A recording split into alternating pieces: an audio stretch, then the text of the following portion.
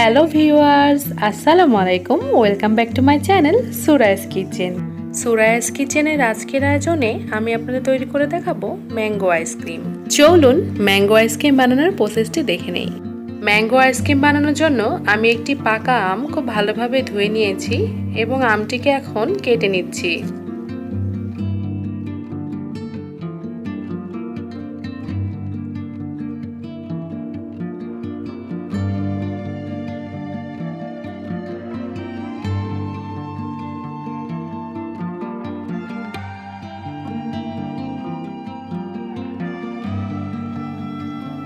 কেটে নিয়ে আমের টুকরোগুলোকে ব্লেন্ডারে নিয়ে নেব।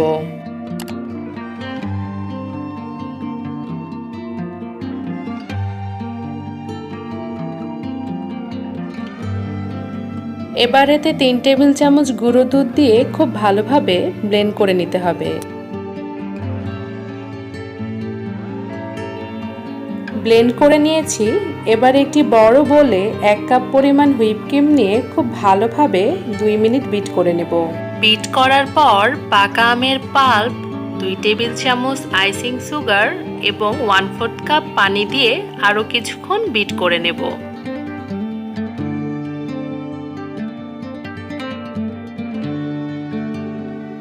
দুই টেবিল চামচ আমের টুকরো দিয়ে দেব এবং মিশ্রণটিকে খুব ভালোভাবে মিক্স করে নেব।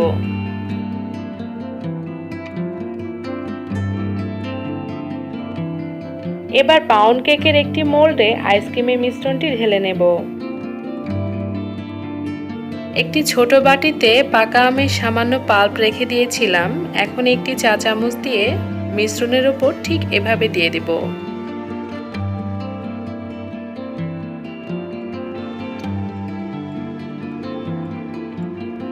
একটি সাসলিকের কাঠি দিয়ে ঠিক এভাবে কয়েকটা দাগ টেনে নেব। এর ফলে যখন ফ্রিজে রাখার পর আইসক্রিমটা জমে যাবে তখন একটা সুন্দর ডিজাইন হবে। আপনারা যে কোনো কাঠি দিয়েই এটা করতে পারবেন। এবার আইসক্রিমের এই মিশ্রণটিকে 12 ঘন্টার জন্য ডিপ ফ্রিজে রেখে দেব। 12 ঘন্টা পর আমাদের ম্যাঙ্গো আইসক্রিম একদম রেডি। আমি আশা করছি আজকের রেসিপিটি আপনাদের অনেক ভালো লাগবে। রেসিপিটি ভালো লাগলে লাইক, কমেন্ট, শেয়ার এবং সাবস্ক্রাইব করে আমার পাশে থাকবেন। আবারও নতুন কোনো রেসিপি নিয়ে আপনাদের সামনে হাজির হব। আল্লাহ হাফেজ।